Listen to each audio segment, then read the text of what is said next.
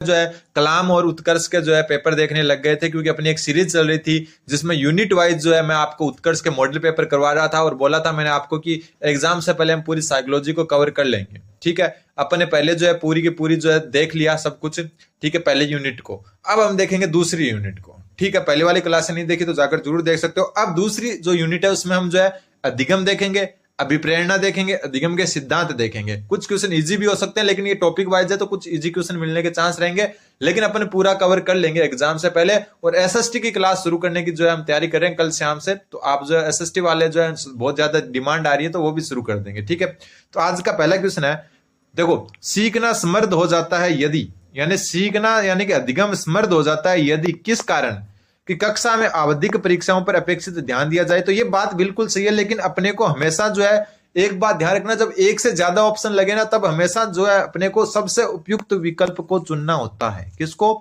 सबसे उपयुक्त को। ठीक है, अगला देखते हैं, वास्तविक दुनिया से उदाहरणों को कक्षा में लाया जाए जिसमें विद्यार्थी एक दूसरे से अंतःक्रिया करें और शिक्षक उस क्रिया को सुगम बनाए। ये इसका सही उत्तर हो जाएगा। अधिगम कब सुगम होता है, सीखना कब समृद्ध हो जाता है? जब वास्तविक दुनिया के उदाहरण को हम क्लास में पेश करें। ठीक है, कोई भी टॉपिक पढ़ा रहे हैं उसको वास्तविक दुनिया से अपन जोड़े। ठीक है, फिर जो है अगले तो तीन वैसे भी सही नहीं होने, इसका उत्तर हो जाएगा ऑप्शन नंबर 2। एक बात मैं वापस क्लियर कर दूं, आपके एसएसटी की क्लासेस हम रेगुलर ला रहे हैं कल से। ठीक है, हो सकता है साइकोलॉजी अपने को रोकनी पड़ जाए तो अच्छी बात है, लेकिन एसएसटी जो है अपन रेगुलर लाएंगे, क्योंकि मैं वैसे एक वीडियो लाने वाला हूं कि किस पर जो है ज्यादा ध्यान देना है, कौन से स्टूडेंट्स को। उसके बाद आपके दिमाग में थोड़ी सी क्लियरिटी आ जाएगी कि किस सब्जेक्ट पर अपन ज्यादा ध्यान दें। L2 साइंस मैथ वाले किस पर ज्यादा ध्यान दें, L2 एसएसटी वाले किस पर ज्यादा ध्यान दें, और जो L1 जो है आपके वाले वो किस पर ध्यान दें। ये सारी की सारी मैं एक स्ट्रेटेजी वीडियो जल्दी आपके सामने लेकर आऊंगा। फिर दूसरा क्वेश्चन है आपका, निम्न में से कौन से कथन को सीखने की प्रक्रिया की विशेषता नहीं मानना चाहिए? यानी कि सीखने की प्रक्रिया यानी अधिगम की प्रक्रिया की विशेषता निम्नलिखित में से कौन सा कथन नहीं है? सबसे पहला, अनअधिगम भी सीखने की प्रक्रिया है। अनअधिगम का मतलब क्या हो गया? अधिगम नहीं करना। तो अधिगम नहीं करना भी क्या है आपका सीखने की प्रक्रिया है। बिल्कुल सही, और मेरे हिसाब से इंपॉर्टेंट बात है ये। ठीक है, अपने को विशेषता नहीं बतानी है, लेकिन अनअधिगम में भी सीखने की प्रक्रिया है। मतलब कोई किसी भी प्रकार का अधिगम नहीं करना भी सीखना है, तो बिल्कुल सही बात है। फिर शैक्षिक संस्थान की ही एकमात्र स्थान है जहां अधिगम प्राप्त होता है, यही गलत हो गया। एकमात्र, केवल ऐसे शब्द तो आपके कभी आने ही नहीं चाहिए, ये बात मैं बार बार बता चुका। एक तो केवल शब्द और एक एकमात्र, क्योंकि दोनों एक ही चीज है। ये शब्द आ गए मतलब ये नेगेटिव सेंस में, यही जो है विशेषता नहीं है, तब दूसरी नहीं है। शैक्षिक स्थान ही एकमात्र स्थान है जहां पर अधिगम प्राप्त किया जाता है। मतलब सिर्फ स्कूल में ही अधिगम होता है, बिल्कुल गलत। अधिगम हर जगह होता है, परिवार से सीखते हो, दोस्तों से सीखते हो, विद्यालय में भी सीखते हो। तो अधिगम जो है एक जो है व्यापक प्रक्रिया है, ध्यान रखना। तो सिर्फ एकमात्र स्थान स्कूल ही नहीं होता, हर जगह अधिगम होता है। तो यही क्या हो गया आपका जो है सही उत्तर हो गया, क्योंकि विशेषता नहीं पूछा था। फिर सीखना एक व्यापक प्रक्रिया, अभी बात कर चुका। सीखना क्या है? व्यापक है, हर जगह सीख सकते हो आप। सीखना लक्ष्योन्मुखी है, तो ये भी बात बिल्कुल सही है। सीखना जो है आपका लक्ष्य उन्मुखी यानी कि लक्ष्य की तरफ जो है आपको ले जाता है। तो दूसरा इसका सही उत्तर हो जाएगा। अगला क्वेश्चन, जिस प्रक्रिया में व्यक्ति दूसरों के व्यवहार को देखकर सीखता है, न कि प्रत्यक्ष अनुभव, को क्या कहा जाता है?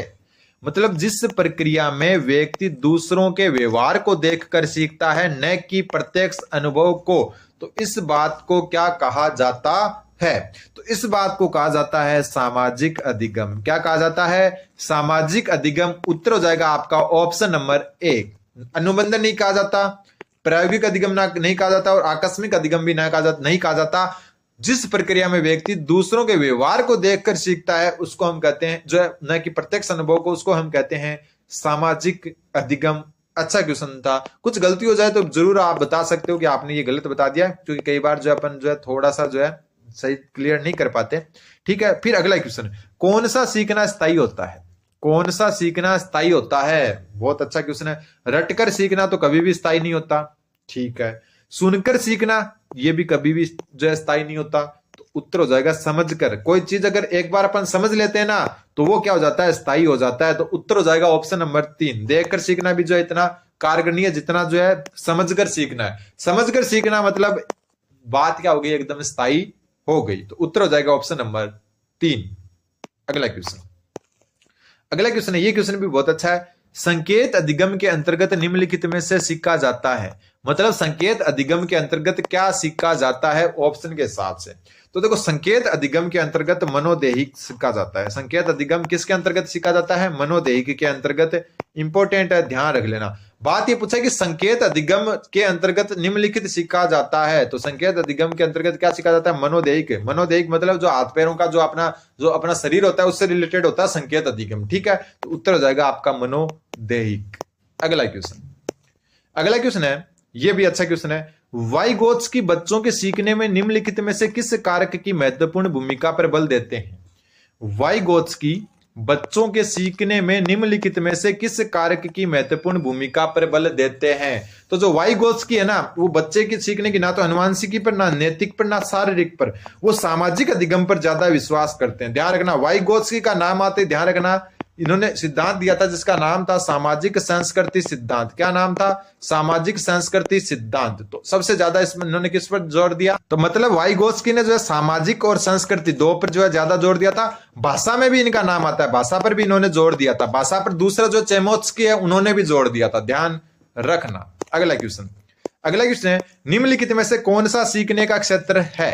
तो सीखने का क्षेत्र जो है कौन सा है? तो देखो आध्यात्मिक होता नहीं है, भावात्मक होता नहीं है, व्यवसायिक भी नहीं होता। उत्तर हो जाएगा अनुभाविक। अनुभव के द्वारा ज्यादा सीखते हैं, तो सीखने का क्षेत्र कौन सा है? अनुभाविक। उत्तर हो जाएगा ऑप्शन नंबर 1। अगला क्वेश्चन है, जब बच्चा कार्य करते हुए ऊबने लग जाए, मतलब बोर होने लग जाए, तो जब बच्चा कार्य करते हुए ऊबने लगता है तो ये इस बात का संकेत है कि जब बच्चा कार्य करते समय ऊबने लग जाए, बोर होने लग जाए, ये किस बात का संकेत है? पहला, संभवतः कार्य यांत्रिक रूप से बार बार हो रहा है। बिल्कुल सही बात। आपको जो है एक चीज जो है, मान लो एक कोई वीडियो है, वो एक बार दिखा दिया, 2 बार दिखा दिया, 3 बार दिखा दिया, 4 बार दिखा दिया, फिर आप क्या होगे? बोर होने लग जाओगे। कोई भी अगर कार्य वो बार बार होने लगता है ना, तो आप बोर हो जाते हो। कोई फिल्म देख रहे हो, आप बार बार देखते हो तो फिर बोर हो जाते हो कि यार ये तो अगला स्टेप भी पता होता है आपको क्या होने वाला है। तो जब भी कोई कार्य बार बार होता है तो व्यक्ति क्या होता है? ऊबने लग जाता है। ठीक है, बच्चा बुद्धिमान नहीं है इसका कोई मतलब नहीं है, बुद्धिमान भी ऊबने लग जाते हैं। बच्चे में सीखने की योग्यता नहीं है तो ये भी नहीं है। बच्चे को अनुशासित करने की जरूरत है तो ये भी नहीं है। ऊबना अनुशासन से कोई संबंध नहीं है। कोई कार्य बार बार हो रहा है तो बच्चा ऊबने लग जाता है। अगला क्वेश्चन, पावलोव के शास्त्रीय अनुबंधन में क्या होता है? पावलोव के शास्त्रीय अनुबंधन में क्या होता है? पहले भोजन, उसके बाद ध्वनि उत्पन्न की जाती है? बिल्कुल नहीं। पहले घंटी बजाते हैं ना, बाद में भोजन देते हैं, तो पहले ध्वनि और बाद में भोजन प्रस्तुत किया जाता है? बिल्कुल सही। तो उत्तर क्या हो जाएगा आपका? Option number 2। फिर भोजन व ध्वनि साथ साथ? बिल्कुल नहीं। सिर्फ भोजन प्रस्तुत किया जाता है? बिल्कुल नहीं। पहले घंटी बजाई जाती है यानी कि ध्वनि उत्पन्न की जाती है, बाद में भोजन दिया जाता है। तो उत्तर हो जाएगा आपका ऑप्शन नंबर 2। अगला क्वेश्चन है, पावलोव के अनुबंधन प्रयोग में भोजन के पूर्व उपस्थित ध्वनि को क्या कहते हैं? तो देखो, भोजन से पूर्व अपने घंटी बजा रहे हैं या ध्वनि उत्पन्न कर रहे हैं तो वो क्या हो गई आपकी? तो भोजन से पहले घंटी बजाना आपका अनुबंधित उद्दीपक हो गया। क्या हो गया? अनुबंधित उद्दीपक। मतलब उससे वो क्या हो गया? अनुबंधित हो गया उससे, तो उसको कहेंगे अनुबंधित उद्दीपक। उत्तर हो जाएगा आपका ऑप्शन नंबर 1। अगर घंटी बजा रहे हो, अनुबंधित का मतलब हो गया वो बंधा हुआ है। ठीक है, अननुबंधित क्यों है? अननुबंधित होता है भोजन, क्योंकि भोजन को देकर लार आती है, घंटी को बजाने पर बाद में लार आती है, जो आपको पता है। तो घंटी आपकी अनुबंधित उद्दीपक हो गया, उससे बांध दिया आपने कि घंटी बजाएंगे तो भोजन मिलेगा, बंधन कर दिया ना एक दूसरे का। तो ध्यान रखना, ये होता है अनुबंधित उद्दीपक। अगला क्वेश्चन है, पावलोव के अनुबंधन प्रयोग में केवल ध्वनि को उपस्थित करने पर होने वाली अनुक्रिया को क्या कहते हैं? मतलब ध्वनि को जो है आपने क्या किया? ध्वनि बजाई, घंटी बजाई, केवल घंटी बजाई, भोजन नहीं दिया, फिर भी कुत्ते के मुंह में लार आ रही है। क्यों? क्योंकि उसको पता है घंटी बजाई, भोजन मिलने वाला है। ठीक है, तो जैसे एक दिन आप क्या करते हो? घंटी बजाते हो, भोजन नहीं देते, फिर भी उसके मुंह में लार आ रही है। लार आ रही है, इसका मतलब क्या हो गया? वो आपका अनुबंधित अनुक्रिया हो गई। भोजन को देख के लार आता है, सबको पता है। तो वो भोजन को देख के लार आना क्या है? जो है अनअनुबंधित, मतलब वो अनुबंधित नहीं है। अनअनुबंधित अनुक्रिया है कब? जब भोजन को देख कर लार आती है। लेकिन जब ध्वनि को सुनकर लार आती है तो वो होती है आपकी अनुबंधित अनुक्रिया, मतलब वो उससे अनुबंधित हो गई। घंटी बजी, लार आई, क्यों? क्योंकि भोजन मिलने वाला है। तो ध्यान रखना, यहां से एक क्वेश्चन पक्का ही आता है। अगला क्वेश्चन, अधिगम का संबद्ध प्रतिक्रिया सिद्धांत निम्न में से किसने प्रतिपादित किया? तो देखो, संबद्ध प्रतिक्रिया जो है सिद्धांत, वो किसका दूसरा नाम है? शास्त्रीय अनुबंधन का। किसका? शास्त्रीय अनुबंधन का ही दूसरा नाम है। तो उत्तर क्या हो जाएगा आपका? IP Pavlov. कौन सा उत्तर हो जाएगा? IP Pavlov. अगला क्वेश्चन है आपका कि आप अपने जूते एक रेक में रखते हैं। ठीक है, मतलब एक रेक, मतलब एक जो है एक बना रखा है आपने लकड़ी का रेक, उसमें अपने जूते रखते हैं डेली। उस रेक को उस स्थान से हटा दिया और फिर आप जूते रखने उसी स्थान पर जाते हैं। मतलब मान लो कि आपके दरवाजे के पास में कोई रेक है जहां पर आपको जूते रखने हैं। क्या एक दिन क्या होता है कि मान लो कि दीपावली की सफाई करी, उस रेक को दूसरी जगह शिफ्ट कर दिया, लेकिन आप जस्ट अगले दिन आओगे ना तो वो जूते उतार कर वहां पर ही जाओगे रखने, फिर याद आएगा कि यार ये तो यहाँ पर है ही नहीं। जैसे अपन जो है एक स्कूल का उदाहरण देता हूं, जैसे आप रीड पास करके जो है स्कूल में ज्वाइन करोगे, 7-7:30 बजे की स्कूल होती है ना, उसके बाद में 10 बजे की स्कूल होती है। कितने बजे की? 10 बजे की। तो डेली जो रजिस्टर में साइन करते हैं कि 7:30 बजे, और साइन कर देते हैं नीचे कि ये मुकेश कर दिया। फिर जैसे अगले दिन 10 बजे का टाइम होता है ना, तो अपन जाते तो 10 बजे हैं, लेकिन करते क्या है, उसमें टाइम वाले कॉलम में 7:30 ही लिखा जाता है अपने से अचानक। क्यों? क्योंकि अपना अनुबंधित हो चुके हैं, अपना अनुबंधन हो चुका है उनसे। तो उत्तर क्या हो जाएगा? ऑप्शन नंबर जो है 2, अनुबंधन। मतलब जूते रखने की रेक हटा दी, फिर भी वहां जूते रखने जा रहे हैं, तो मतलब क्या हो गया, अपना जो है अनुबंधन हो गया कि यहीं पर वो मिलेगा। एक उदाहरण ये भी है आपके सामने। ठीक है, अगला क्वेश्चन है अनुबंधन के गोचर, मतलब जहां पर अनुबंधन के बीच में जो विलंब होता है ना, उसको गोचर कहते हैं। मतलब जहां पर जो है एकदम कोई भी जो अनुक्रिया नहीं होती। तो अनुबंधन के गोचर की शुरुआत किसके द्वारा की गई? तो अनुबंधन की गई, उसके द्वारा गोचर की शुरुआत की गई। तो उत्तर हो जाएगा पावलोव। अगला क्वेश्चन है आपका, ये क्वेश्चन भी अच्छा है, थोड़ा सा छोटा करना पड़ेगा। देखो, 5 वर्ष का राजू अपनी खिड़की के बाहर तूफान को देखता है। तूफान आ रहा है, बिजली चमकती है और कड़कने की जोर से आवाज आती है और राजू शोर सुनकर उछलता है। राजू तो छोटा है लेकिन बड़े भी उछलते हैं, आपको पता ही है। जब बिजलियां तेज पड़ती है, खास करके सर्दी में जो मावठ आती है, उसमें बिजलियां और तेज पड़ती है। तो 5 वर्ष का राजू जो अपनी खिड़की से तूफान देखता है, बिजली चमकती है और कड़कने की आवाज आते ही वो जोर जो है सुनकर उछलता है। बार बार ये घटना होती है। फिर कुछ देर बाद शांति के पश्चात जैसे बिजली कड़कती है, राजू बिजली की गर्जना सुनकर उछलने लगता है। सीखने के किस सिद्धांत से संबंधित है? तो आपको पता है, बिजली चमकी, आवाज आई, राजू डरा। बिजली चमकी, आवाज आई, राजू डरा। और जैसे ही बिजली चमकती है, थोड़ी देर बाद में राजू कान में उंगलियां दे लेता है या उछलता है। तो ये आपका अनुबंधन हो गया। तो ये उत्तर हो जाएगा शास्त्रीय अनुबंधन का। किसका? ऑप्शन नंबर 1 का। अगला क्वेश्चन, अधिगम का शास्त्रीय अनुबंधन सिद्धांत किसने दिया? उत्तर हो जाएगा पावलोव ने। आपको पता ही है कि क्वेश्चन जो है थोड़े से इजी इसलिए आएंगे बीच बीच में, क्योंकि topic wise, unit wise test चल रहे हैं। थार्नडाइक को आपको पता है उद्दीपक अनुक्रिया सिद्धांत है। ठीक है, उद्दीपक अनुक्रिया सिद्धांत। ठीक है, स्किनर का आपका क्या है? स्किनर का आपका क्रिया प्रसूत सिद्धांत है। कौन सा सिद्धांत है? क्रिया प्रसूत। ठीक है, कोहलर का सूज का सिद्धांत है, जिसको अंतर्दृष्टि का सिद्धांत भी कहते हैं। आपको ये भी पता है, इजी क्वेश्चन है, तो ध्यान रखना पावलोव का। अगला क्वेश्चन, फिर ये वापस उल्टा पूछ लिया, पावलोव ने अधिगम का कौन सा सिद्धांत प्रतिपादित किया? तो ये इजी क्वेश्चन हो गया। कौन सा किया? अनुकूलित अनुक्रिया, जिसको शास्त्रीय अनुबंधन भी कहते हैं। फिर मैं बता दूं, टॉपिक वाइज टेस्ट सीरीज है, इसलिए जो है आपको जो है कुछ इजी क्वेश्चन बीच बीच में मिलेंगे, जरूर मिलेंगे। फिर ये देखो, अधिगम का अंतरण या स्थानांतरण से क्वेश्चन आ गया। यदि गणित का अधिगम भौतिकी यानी कि फिजिक्स के अधिगम में सहायक हो तो वह है क्या है? मतलब गणित आपने सीख रखी है, वो फिजिक्स में काम आ रही है, तो वो है अधिगम का सकारात्मक स्थानांतरण। मतलब गणित के सूत्र आपके अगर फिजिक्स में काम आ रहे हैं तो ये हो गया अधिगम का स्थानांतरण। कौन सा? सकारात्मक। अगला क्वेश्चन है, उद्दीपक अनुक्रिया के मध्य साहचर्य स्थापित करने वाले प्रक्रम को क्या कहते हैं? उद्दीपक और अनुक्रिया के बीच में साहचर्य स्थापित करने वाले प्रक्रम को अधिगम कहते हैं। मतलब किसी उद्दीपक को देखे कोई अनुक्रिया होती है, जैसे घंटी बजने पर लार का आना, तो ये सब क्या हो गया? साहचर्य स्थापित होना, अधिगम ही हो गया। सीखने का ही तो सिद्धांत है ये।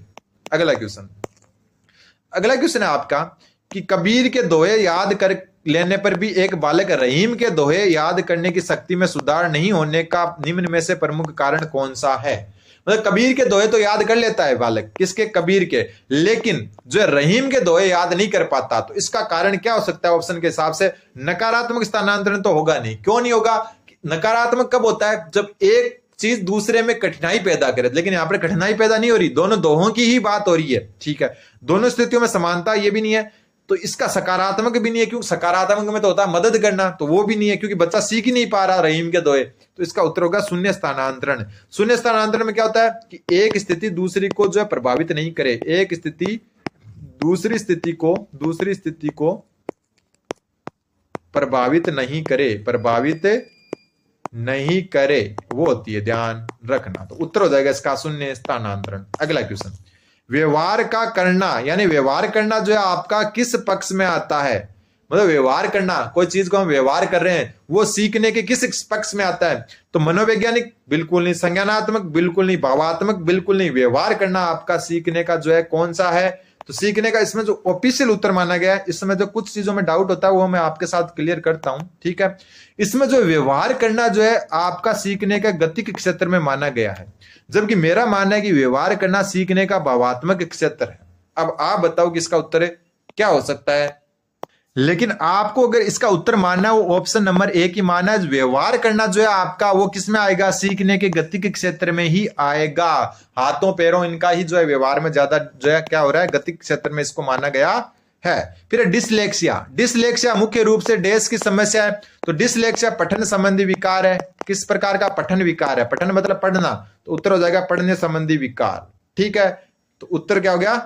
पढ़ने संबंधी या पठन विकार कहते हैं। डिसलेक्सिया मुख्य रूप से किस प्रकार की समस्या होती है? कोई चीज पढ़ने में या पठन में विकार हो तो होता है डिसलेक्सिया। अगला क्वेश्चन है, बार बार दोहराने से अधिगम को बढ़ावा मिलता है, किस नियम से इसकी पुष्टि होती है? बार बार दोहराने से अधिगम को बढ़ावा मिलता है, इस जो है किस नियम से इस चीज की पुष्टि होती है? तो वो हो जाएगा आपका अभ्यास का नियम। अभ्यास करोगे, बार बार कोई चीज को दोहराओगे तो अधिगम होगा, तीव्र यानी सख्त अधिगम होगा।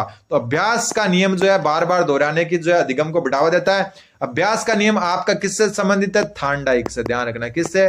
थार्नडाइक से। थार्नडाइक के 3 मुख्य नियम, कितने नियम? 3 मुख्य नियम। पहला मुख्य नियम तत्परता का नियम, ठीक है, तत्परता का नियम। दूसरा अभ्यास का नियम, जो ये बात अपन ने ऊपर कर चुकी। और तीसरा नियम होता है आपका किसका? प्रभाव का नियम। किसका?